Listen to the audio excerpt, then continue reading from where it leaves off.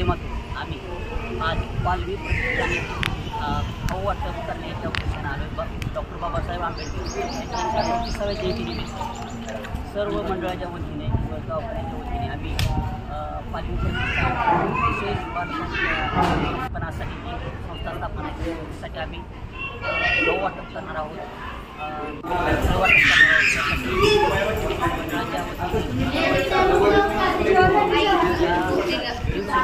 मंडळाला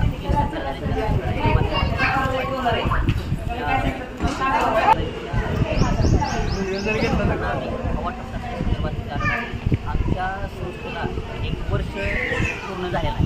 त्या संस्थेच्या माध्यमातून आम्ही अशा सामाजिक शैक्षणिक आर्थिक ज्या लोकांना गरज असेल त्या लोकांना आम्ही भेटून त्यांच्या समस्या जाणून त्यांच्या समस्या सोडवण्यासाठी त्यासाठी गावात अनेक वरिष्ठ मंडळींचा आम्हाला सहभाग लाभतो. त्यासाठी आम्ही धन्यवाद मानतो. डॉक्टर बाबासाहेब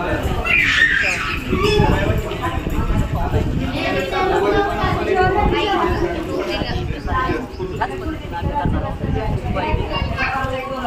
सामाजिक अडीअडचणी असलेल्या लोकांना सोडवण्याचा आम्ही करत आहोत गेल्या वर्षापासून. आणि त्याचाच एक भाग म्हणून आम्ही पंढरपूर येथील पालवी प्रतिष्ठान येथे सर्व मंडळांची वाटप करण्यासाठी आलेलो आहोत. एवढं बोलतो आणि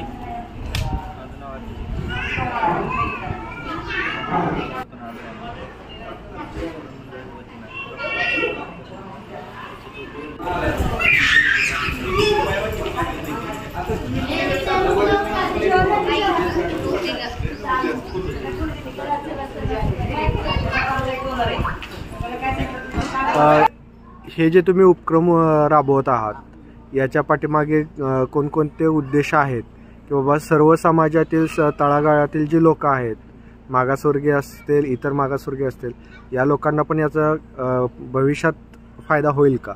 100% आमच्या मंडळाचं उद्दिष्ट तेच आहे की बाबा एकदम जे तळागाळात पिचलेला दबलेला जो वर्ग आहे त्याला मुख्य प्रवाहात आणायचं, त्याला शैक्षणिक म्हणजे कुठलीही गोष्ट त्याला कमी पडली नाही पाहिजे असं आमच्या म्हणजे सामाजिक संघटनेचं वैशिष्ट्य आहे.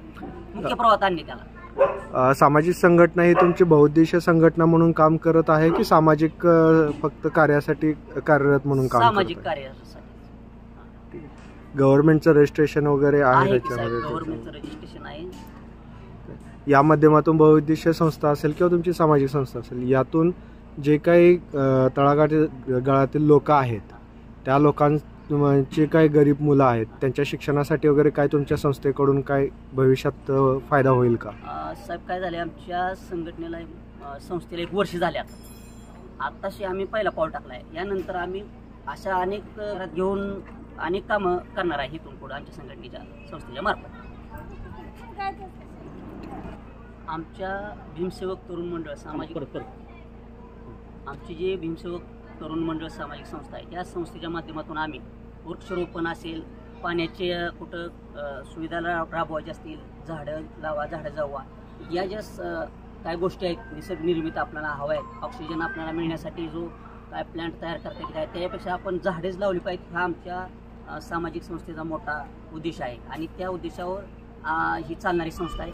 त्यामुळं आम्ही भविष्यात खूप प्रमाणात मोठ्या प्रमाणात झाडे लावणार आहोत.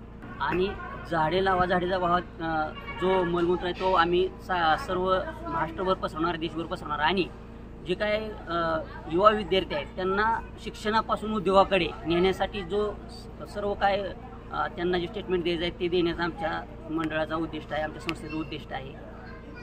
आणि जे सगळं चाललं आहे बाहेर बाबांनो, टेम्परेचर वाढतं आहे, ही निसर्ग निर्मित जी काय तोटे व्हायला लागले ते तोटे भरून काढण्यासाठी काय करता येईल यासाठी आम्ही प्रयत्न करणार.